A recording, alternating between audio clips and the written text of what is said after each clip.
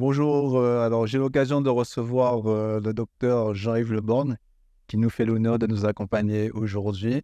On va développer un sujet qui est le surpoids et l'obésité. C'est un sujet qui touche énormément la communauté antillaise ou qui touche même, on va dire, tous les pays actuellement. Personne n'est épargné.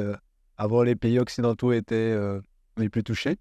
Et actuellement, on voit que même les pays en voie de développement, eux-mêmes dans leur développement, dans leur manière de fonctionner, eh ben, leur PIB fonctionne. Donc, l'alimentation aussi a pris une place beaucoup plus importante et sont aussi touchés par ce problème que on voit maintenant au niveau de la Chine, l'Inde, qui est aussi sur des pays qui étaient à l'époque, mais ils étaient épargnés. Bon, je vois aussi ils ont ce phénomène d'obésité, de surpoids qui les touche. Donc, c'est vraiment un problème global. Donc là, nous sommes aux Antilles, on va parler plus des Antilles. Et on va parler aussi des conséquences du surpoids et de l'obésité. Donc, je vais vous laisser Monsieur Leborgne se présenter. Oui, donc sur le plan de notre activité professionnelle, les médecins sont souvent confrontés à ces problématiques qui sont des problématiques de santé publique. Le surpoids et l'obésité touchent beaucoup trop de personnes et parfois c'est plus qu'une personne sur deux. On peut dire que parfois, aux Antilles en tout cas actuellement, on a atteint 54% de la population qui est en surpoids et obésité, en rassemblant ces deux notions. Voilà, qu'est-ce que c'est que le surpoids? Qu'est-ce que c'est que l'obésité? Eh bien, c'est un excès de masse graisseuse, un excès de tissu graisseux qui est préjudiciable pour la santé.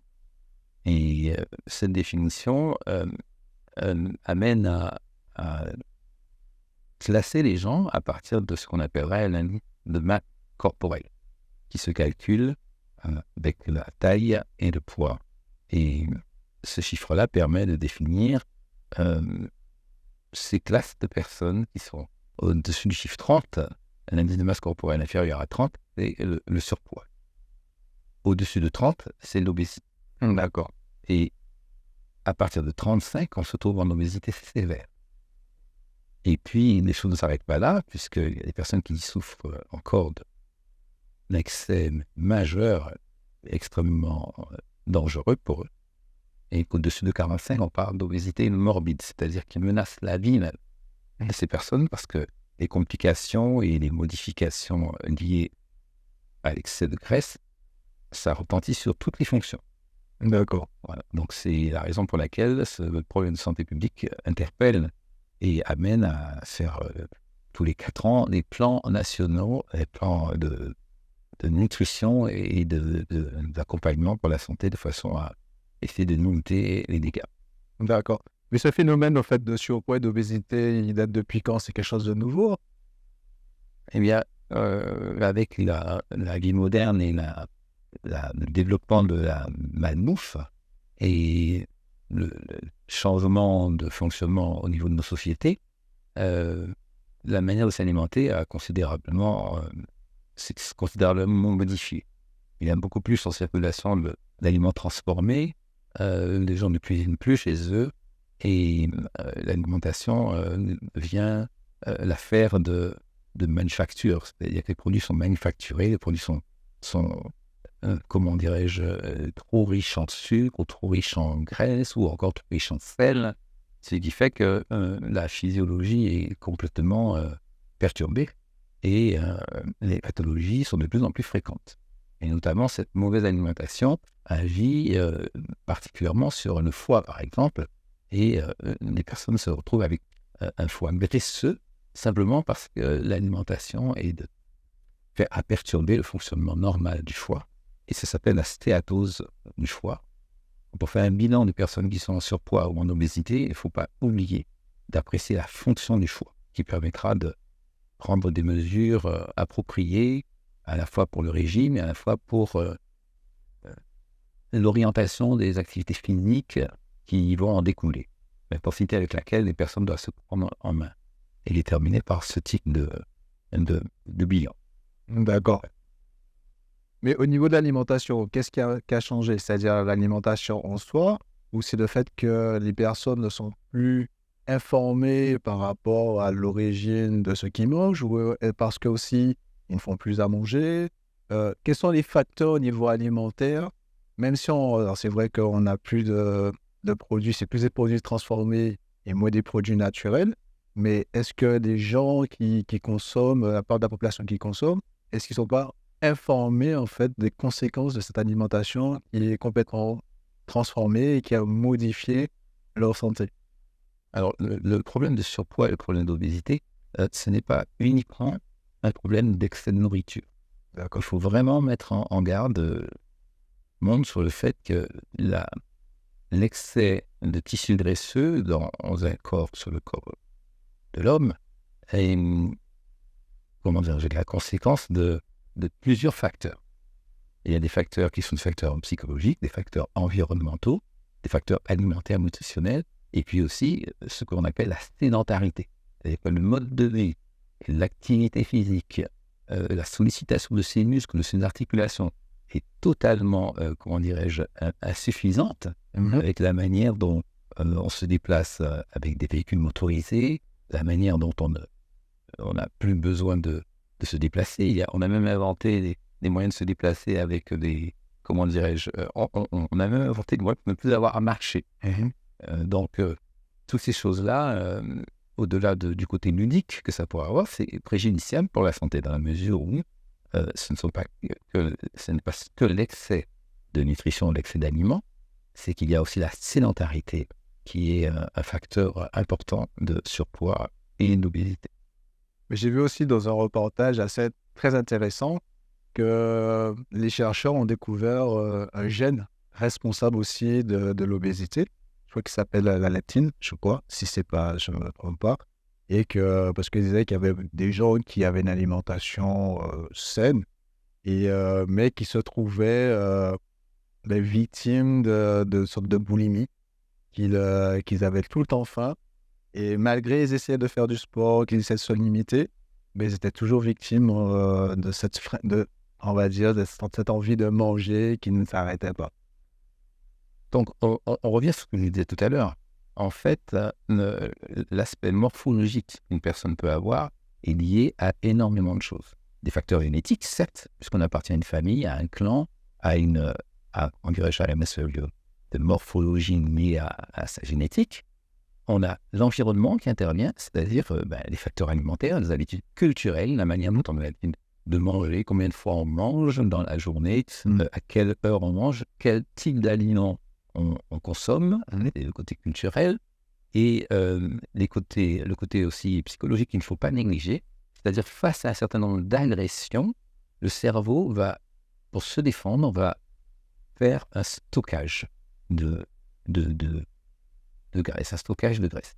Alors, l'agression, à une époque, c'était pour faire simple, on peut dire qu'à la période de préhistoire, les éléments agressifs, c'était la survie, c'était fuir les grands prédateurs, etc. Au fur et à mesure qu'on a réglé ce type de problème, les agressions sont un peu plus fines et subtiles, un peu plus perverses. Il peut s'agir d'agression verbale, de comportements qu'on subit, de psychotraumatisme, d'agression, enfin, de harcèlement scolaire.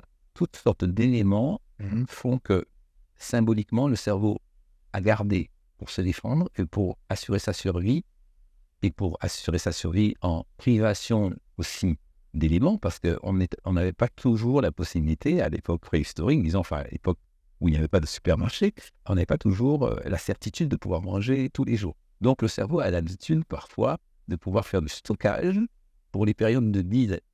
Donc on peut considérer que le cerveau, simplement, là, a ce double rôle de pouvoir, pour assurer la survie, conserver des substances alimentaires, les transformer en graisse pour assurer la protection, la subsistance physiologique. Et puis, symboliquement, les choses sont un peu évoluées. Certaines personnes, dans certaines situations, peuvent stocker du gras en mode de défense. C'est quelque chose qui est, un petit peu inconscient, et qui fait appel à des espèces de réflexes qu'on appelle des réflexes reptiliens, comme bâiller, rire, etc. Il y a des choses que le cerveau fait depuis la nuit des temps, et le stockage de graisse est un mode de défense et un mode d'assurer sa survie. Parce qu'en fait, dans la société, le regard sur les personnes souffrant d'obésité et de surpoids est assez lourd. Le jugement est très rapide, hein. C'est-à-dire qu'une fois que vous prenez surpoids, on va tendance à vous juger, à vous dire que vous mangez trop, il faudrait diminuer sur les graisses, sur l'alimentation, faire plus de sport. Et ça peut être des fois dû à un problème de médicamenteux, hormonal. Il y a plusieurs origines, en fait. Et c'est vrai que des fois, on n'a pas forcément le recul. Et c'est lourd, en fait, pour ces personnes souffrant de surpoids, d'obésité, de faire face à ce regard, ce jugement assez rapide. Mais On peut les accabler. le regard des autres aussi a un rôle parfois, comment dirais-je, destructeur, en tout cas perturbant pour les personnes qui sont différentes. D'une façon générale, le regard de la société n'est pas forcément bienveillant par rapport à tout ce qui est différent. Et donc, comme je disais tout à l'heure, la surcharge et le stockage de graisse a des causes multifactorielles. Il peut s'agir par exemple de carence affective. On a constaté que face à une carence affective, on a tendance à se réfugier dans le sucre, dans les choses qui sont sucrées. Pourquoi ? Parce que toujours pareil, le cerveau reptilien, entre guillemets, nous ramène à cette sensation qu'on avait dans les bras de sa maman. C'est le sein, le goût sucré. Donc, le sucre, c'est le réconfort. C'est quelque part dans l'inconscient, c'est être rassuré, être entouré. Et bien souvent, beaucoup de gens avouent que dans des situations de stress, dans des situations difficiles, eh bien, naturellement, ils ne peuvent pas s'en empêcher. Il y a une attirance vers soit des boissons sucrées, soit des aliments sucrés. Mais ça, ce n'est qu'un des aspects du problème. Parce que, comment dirais-je, au cours de la vie d'un individu, le corps va se modifier de toute façon, entre l'enfance et l'adolescence, entre l'adolescence et les grossesses pour les femmes, entre, comment dirais-je, pour les femmes, la période de la ménopause, pour les hommes, le vieillissement naturellement qui fait que les organes se modifient, que l'arthrose, les mouvements musculaires qu'on est amené à pouvoir réaliser sont de moins en moins souples, de moins en moins... Donc, un certain nombre de facteurs fait que naturellement, au cours du vieillissement, on peut être amené à prendre du poids parce que l'activité physique de l'individu se modifie au cours de sa vie. Mais cette prise de poids peut être très dangereuse à partir du moment où il s'agit d'un excès de stockage ou un excès d'accumulation entre le muscle et la peau. Donc le gras s'installe et on a du mal à s'en débarrasser. Mais alors, quand je vous écoute, je sens qu'en fait, le côté émotionnel et psychologique joue un rôle très important au-delà de l'alimentation qui est beaucoup plus complexe et beaucoup plus difficile pour le score à être digéré. Mais je sens que vraiment, on va dire que le côté émotionnel et dans l'environnement actuel dans lequel nous sommes perpétuellement attaqués par un stress, quel que soit au niveau professionnel ou par rapport aussi à des ennuis qu'on peut trouver au niveau familial. Ce sont des facteurs qui vont pousser certaines personnes à consommer beaucoup plus. Et si le facteur génétique, en plus, intervient dans chez eux, ça amplifie les choses. C'est tout à fait exact. Et par moments, on se retrouve avec des situations où les personnes savent ce qu'ils devraient faire, mais n'y arrivent pas parce que la motivation n'est plus. Il y a aussi une perturbation de ce qu'on appelle une image de soi.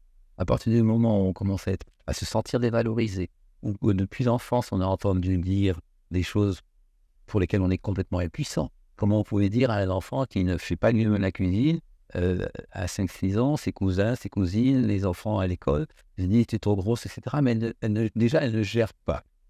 C'est pas elle ne gère pas. Et donc, se sentir déjà, montrer du doigt, recevoir des moqueries, puis parfois aussi la famille maladroite peut avoir des réflexions qui vont poursuivre cet enfant tout au long de sa vie.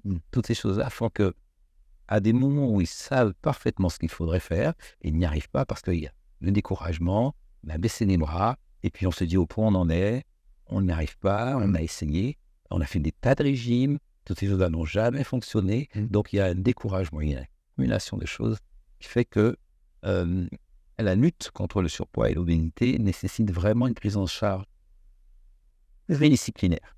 Parce que les raisons de cette scène de maladresseuse, c'est plusieurs facteurs. Et au cours de sa vie, on peut être amené, pour des raisons médicales, à recevoir en prescription officielle des médicaments comme les corticoïdes, des médicaments qui font une grossière, il faut prendre les poids. Au cours de sa vie génitale, la femme peut être amenée à prendre des médicaments parce qu'il y a une difficulté à avoir une grossesse, ou parce qu'il y a une endométriose, ou parce qu'il y a des hormones qui sont prescrites. Toutes ces choses-là font que, à moyen terme et à long terme, la prise de poids sera due à cette prise médicamenteuse. D'accord. Et pas à un excès de nourriture ou pas à une histoire génétique. Donc, comme il dit, il y a la sédentarité, il y a les agressions psychologiques consumes, il y a les crises émotionnelles comme un deuil, comme une perte d'un être cher. Toutes ces choses-là font que on se trouve dans des situations de stress qui font que le cerveau va conserver, pour se protéger l'individu, va faciliter cette accumulation de tissus graisseux. Et la personne qui souffre de surpoids, comment elle peut définir quelle est l'origine de son surpoids? Comme vous dites, par rapport à tous ces facteurs qu'on a cités, comment elle peut identifier, mais c'est ça qui est à l'origine de mon surpoids? Alors, dans la démarche de recherche de solutions, parce que souvent la souffrance est telle qu'on a besoin de changement de morphologie. Pourquoi? Parce qu'il y a des standards. Il y a des standards sociaux, il y a l'image de Miss Antony, de Miss Guadeloupe, enfin bref, dans les magazines, on voit de papier glacé, des femmes superbes qui portent des maillots, enfin bref, il y a cette image qu'impose la société.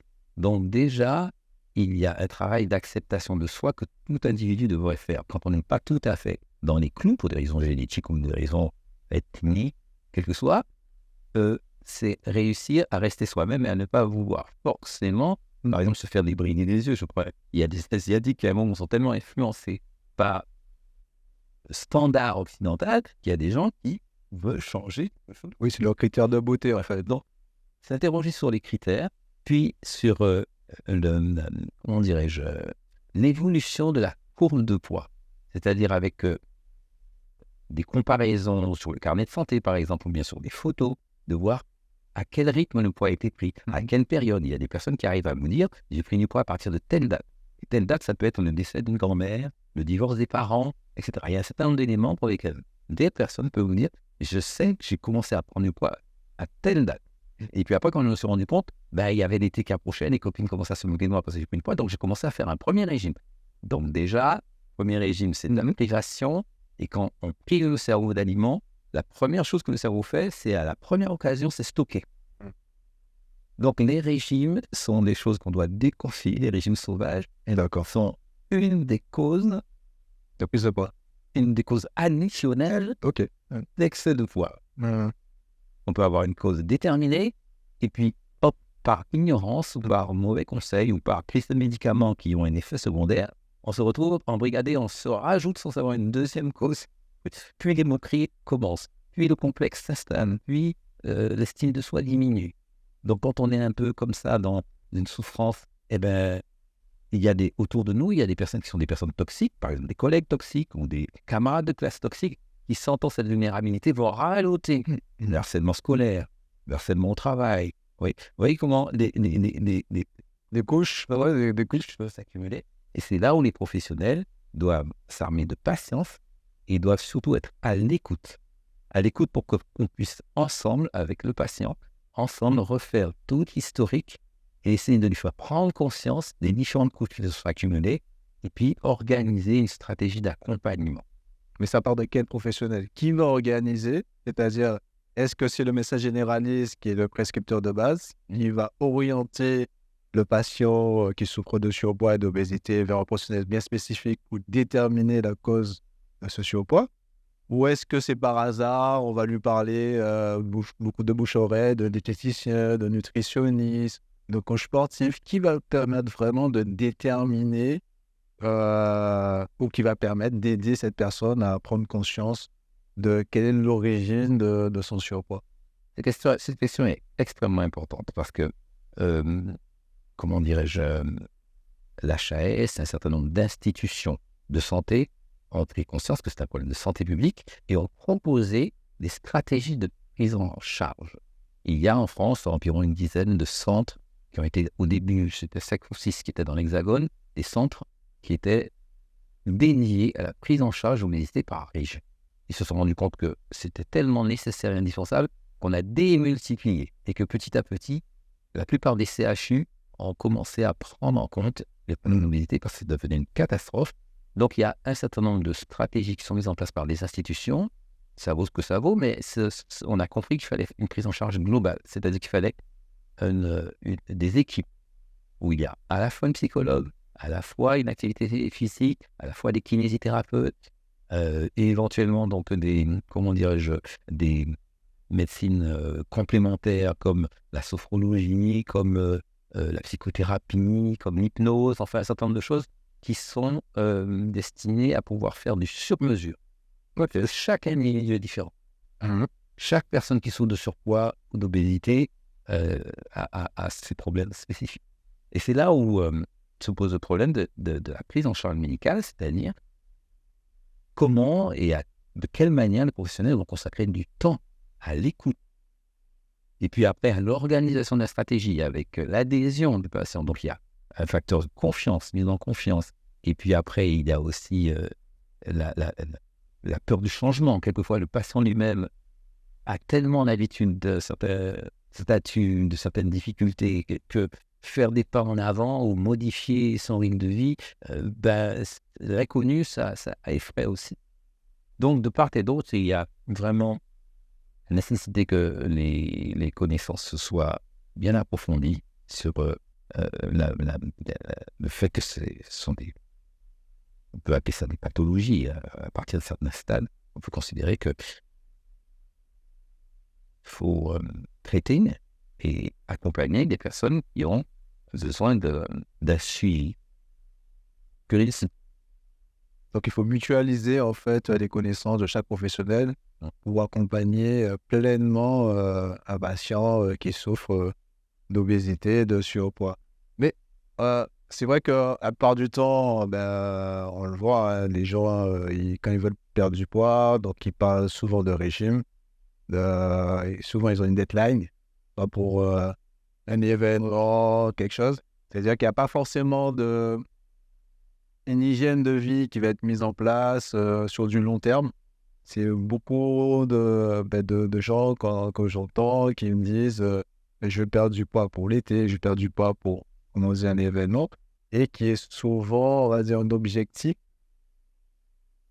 à l'origine de la mise en action de régime, mais qu'une fois l'objectif atteint, même avant, la personne, elle va reprendre du poids parce qu'il y a eu trop de frustration, ou il n'y a pas eu un accompagnement assez fort pour pouvoir vraiment déterminer quelle est l'origine de cette prise de poids. Parce que c'est peut-être, comme vous dites, c'est pas forcément un problème alimentaire, ça peut être aussi un problème au niveau de l'environnement, problème médicamenteux qu'on n'a pas déterminé et où on ne s'est pas forcément rendu compte de ça, ou d'un facteur déclencheur qui a déclenché en fait cette prise de poids. Donc, beaucoup de gens sont un peu perdus parce qu'ils ont fait beaucoup de régimes et ils ont remarqué que ça a marché, ça a bien marché un moment et après ça a été pire. Ils ont accumulé beaucoup de régimes, hein, et que rien n'a changé, et au contraire, ça a été même pire que... Oui, il faut diffuser cette information. Chaque régime va s'accompagner d'un résultat de très courte durée, mais malheureusement d'un retour au poids initial et plus. Ça qui est assez désagréable, c'est que ces efforts amènent au découragement, parce que chaque régime s'accompagne en réalité d'une prise de poids supérieure, de retour à la normale, plus prise de poids. Et à ce moment-là, on est vraiment... les personnes concernées sont désemparées.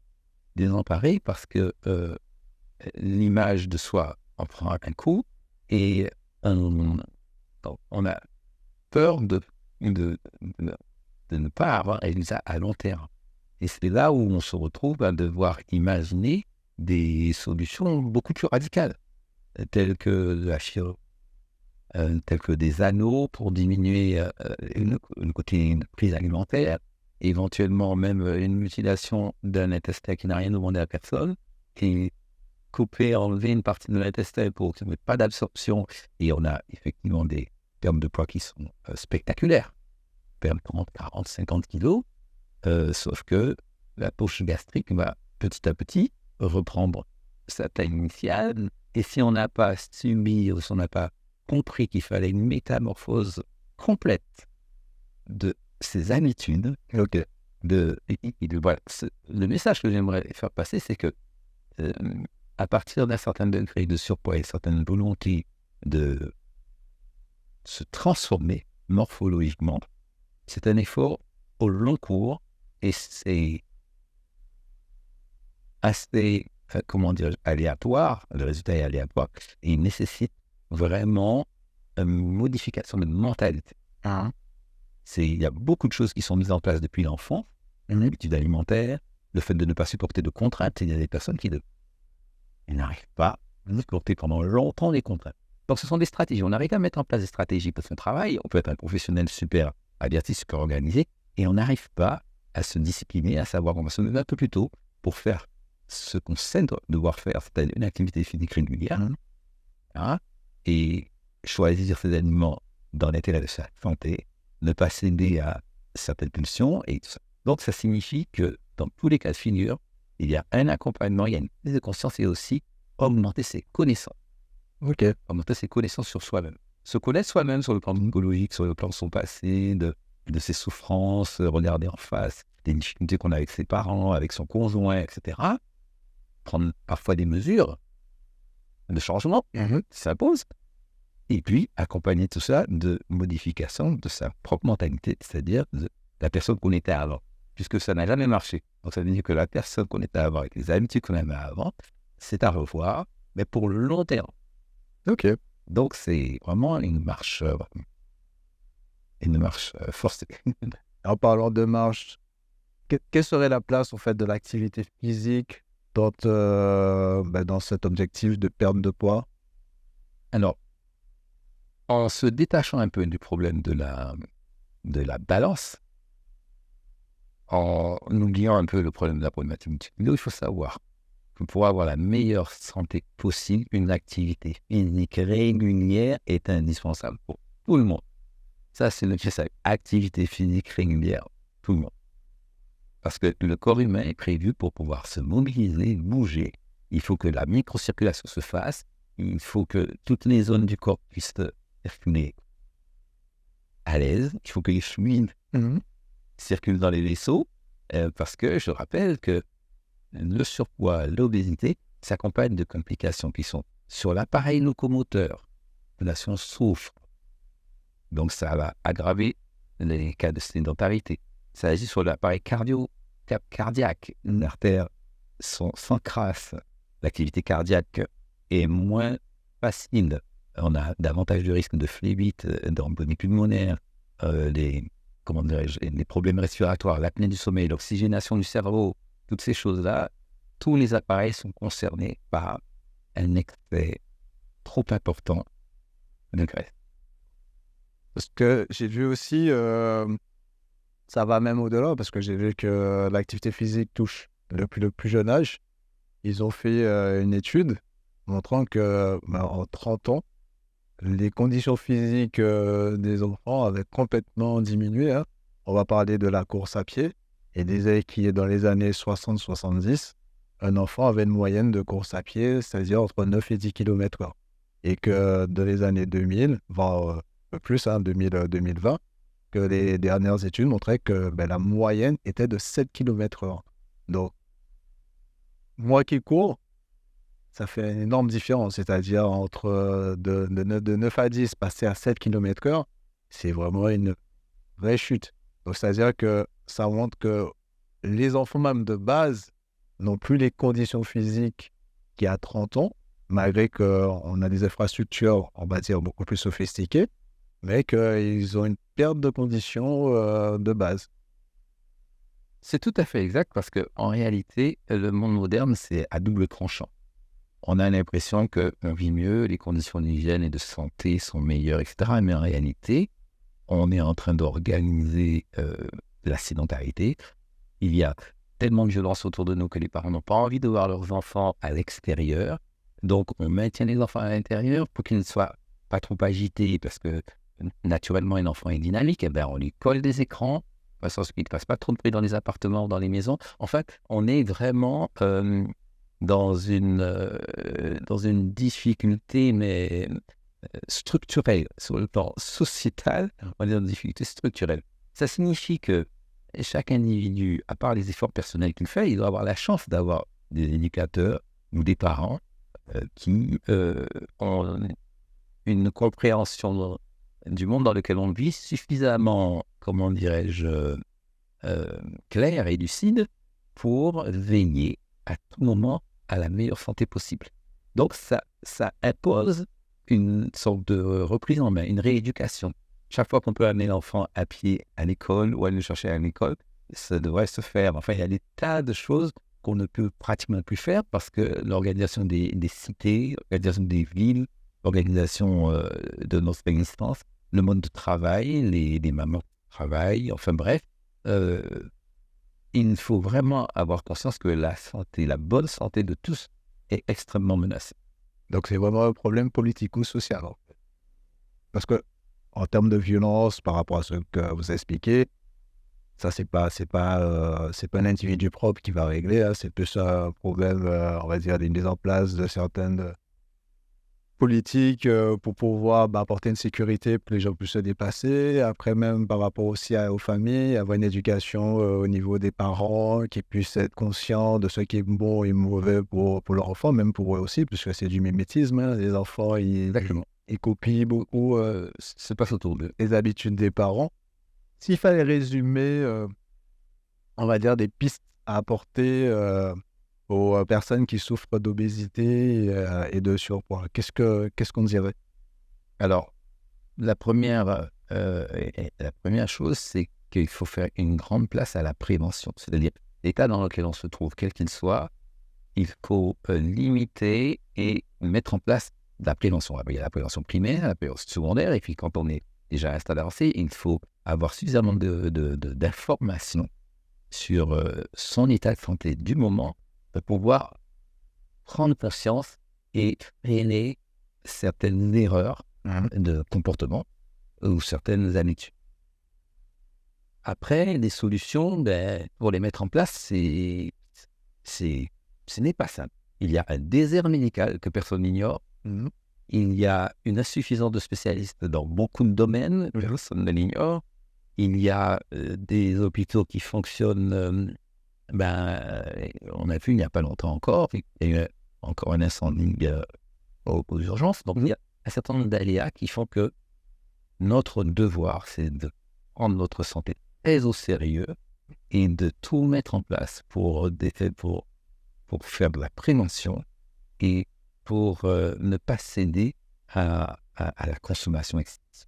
La consommation excessive, c'est-à-dire la sédentarité, les écrans, le temps qu'on passe à la télévision sur son canapé, c'est autant de temps qu'on ne passe pas à l'extérieur à profiter de la nature et à s'oxygéner les cellules et à se bouger le corps. Donc, un petit exemple. sur son résumé, c'est déjà prendre connaissance, améliorer ses connaissances, prendre connaissance sur soi-même, faire de l'activité physique. Malgré les aléas qu'on retrouve en Guadeloupe par rapport aux déserts médicaux, il y a quand même des solutions. C'est-à-dire que il faut quand même que nous, en tant que Guadeloupéens, parents, et même si on n'est pas parents, qu'on prenne conscience en fait que il y a des choses à faire et il faut faire attention par rapport à une alimentation. On peut se faire plaisir, mais dans la vie de tous les jours, il faut faire attention et il y a de la prévention. Donc, la prévention, c'est au-delà de ce que j'ai dit, il y a des choses à rajouter dans... Oui, c'est-à-dire que une chose aussi qui fait souffrir les gens et qui les amène parfois à dévier sur le plan de la nutrition ou à tomber dans la sédentarité par la dépression, tout ça, ce sont les interactions sociales. Les interactions sociales ne sont pas toujours de la qualité qu'elles devraient être. D'accord. Et ça, c'est encore, je ne sais pas, quand on c'est pas un cercle vicieux, mais ce sont des choses qu'il faut garder en tête de façon à se mettre à l'abri. Se mettre à l'abri des personnes négatives ou des situations qu'on ne supporte plus, s'entourer de gens bienveillants, retrouver une certaine estime de soi-même pour s'aimer suffisamment pour ne plus se faire du tort inconsciemment. En fait, vraiment, c'est un travail en profondeur. Et pour pouvoir faire ce travail en profondeur, c'est un peu moins de Netflix, un peu plus de lecture qui soit édifiante, un peu plus de connaissances sur ce que c'est que le corps humain, ce que c'est que le cerveau, et ce que c'est que la société dans laquelle on vit. La société dans laquelle on vit, c'est une société pour laquelle il y a l'appât du gain. Même si on empoisonne, c'est la réalité. Une réalité. Donc, quand on a conscience de ça, on essaie de ne pas se laisser intoxiquer. On essaie de faire des échappatoires. Bon, on dit qu'il faut manger peut-être plus de produits locaux. En même temps, on se pose la question, mais est-ce qu'il y a du chlordécone, est-ce qu'il n'y a pas de chlordécone? Enfin bref, il faut améliorer ses connaissances pour rester proche possible de mener une vie saine. D'accord. Et mener une vie saine, ça va aussi avec des fréquentations saines. Si on a des situations insupportables, il faut verbaliser. Si parfois il faut porter plainte, à un moment, il faut prendre sa vie en main pour se sauver, quoi. D'accord. Rien ne me fait, mais j'essaie d'être... Oui, parce que c'est un sujet assez vaste. Tellement vaste qu'on a l'impression qu'on effleure un peu tout, on a envie de dire tellement de choses, mais je crois que globalement, j'espère que je vais faire passer quelques petits détails et qu'à partir de là, on continuera les discussions. Mais je l'espère. Mais merci, docteur, Monsieur Le Born, d'être venu nous parler du surpoids et de l'obésité. Et c'était un plaisir de discuter avec vous sur ce sujet si vaste, si important et en même temps si problématique, que je pense que nos politiques ne prennent pas assez en compte, puisque pour moi, c'est vraiment un problème qui est très vaste, qui va de la famille jusqu'à un problème de santé publique, et qu'il faudrait vraiment qu'on mutualise les efforts pour que la société guadeloupéenne soit en meilleure santé. Il y a une terre de champions, d'ailleurs, c'est ça qui est... C'est parallèlement, on produit des athlètes, des gens de qualité au point de vue sportif, et puis le marketing, et puis les souffrances, et la sédentarité. C'est une chose sur laquelle il faut... Donc, on va dire que la base est très, très bonne. Donc, après, c'est juste l'énergie qu'il faut mettre. Il faut mettre. Eh bien, merci. Allez, à bientôt.